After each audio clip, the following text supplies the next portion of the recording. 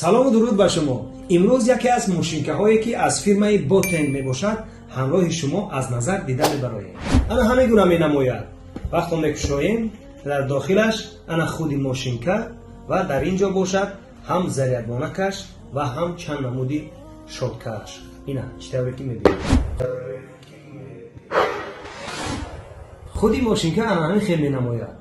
و انا این گونه کشوده استفاده برده می شود برای تازه کردن مویلب ها. خودی ماشینکه 30 دقیقه ضریب می برد. اگر ما در دوام 3 دقیقه مویلب های خود را تازه کنیم، از این گفته می شود که این ماشینکه 10 مرتبه استفاده برده می شود برای پاک کردن مویلب ها. برای دسترس کردن این گونه ماشینکه ها شما می توانید که به رقم های همیشگی ما مراجعه کنید. الله یار و مددگار. إنا إخوة في الله وحب قد سرى